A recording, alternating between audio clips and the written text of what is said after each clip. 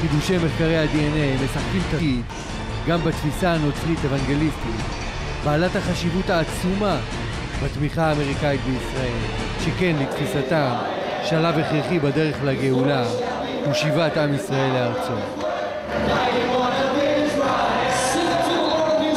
בהקשר זה צריך להבין את קמפיין ה-DNA שנועד לאוזניו של טראמפ, לשכנע אותו למשל שאין קשר בין העם היהודי היום לבין היהודים שלהם הובטחה ארץ ישראל בתנ"ך. No one living in Israel today has ancestors who came from Abraham, Isaac and Jacob. The Ashkenazi Jews are the Khazars. היהודים האשכנזים על פי זה אינם קשורים לארץ ישראל, אלא הם צאצאי הסיפור הפלאי על בני ממלכת כוזר שהתאהבו ביהדות והתגיירו במאה השמינית.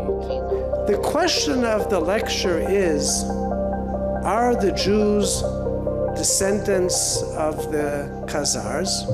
אז לכל מי שדמיונם מוסר מהשטות שהיהודים האשכנזים הם כוזרים, שווה להקשיב למשל לתגובתם המשועשעת של חוקרים חשובים ורציניים. Good evening. I will start with the conclusion. And the sad news is that they are not.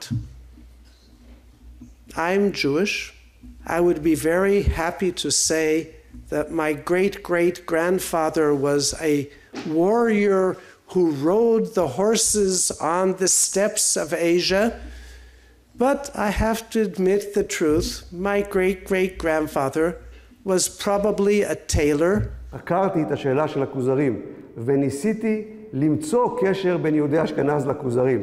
לאחר ניסיונות רבים להוכיח את זה, אין אפשרות לטעון למוצא כוזרי גנטי של אוכלוסיית האשכנזים. אנחנו הצגנו כאן פרשנות אחת לנתונים, על פי חוקרים שטוענים כי לפי ממצאי ה-DNA המבוססים בין היתר על DNA עתיק, מקור היהודים האשכנזים אינו בלבנט, אינו באזור ארץ ישראל.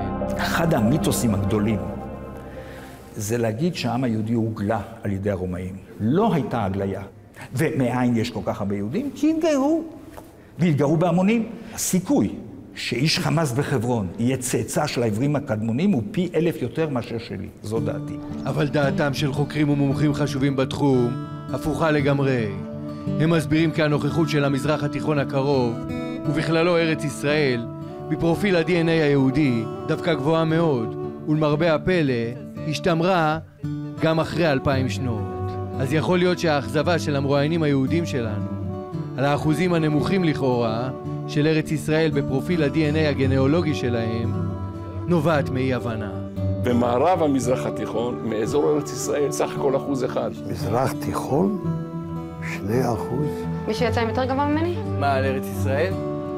כן. אז אולי אני, עם ארץ ישראל, זה זיווג שאני צריכה לעבוד עליו ולעבוד עליו. לא, אבל אתה רואה שה-DNA שלי לא קשור ל... לא, ה-DNA שלך הוא 96% יהודי.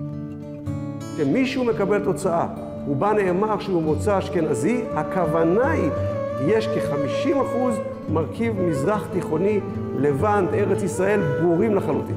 אין להתבלבל ולהבין שכשכתוב אשכנזי ולא כתוב מזרח תיכוני, הכוונה שאין מוצא מזרח תיכוני. יש מוצא מזרח תיכוני, הוא מגולם בתוך הסך הכל הכללי שהיום מוגדר כמוצא אשכנזי. אותו דבר עם יהודי ספרד. הפרשנות הקלאסית הזו של דוקטור בהר הופכת לחלוטין את פרשנות ממצאי ה-DNA האהודה על גורמים אנטי-ישראלים ואנטישמיים. באופן מפתיע, ברור שקהילות יהודיות במקומות שונים בעולם קרובות יותר גנטית אחת לשנייה מאשר לאוכלוסיות המארחות אותם. זה מעיד גם על מוצא גיאוגרפי מהמזרח התיכון וגם על מוצא משותף.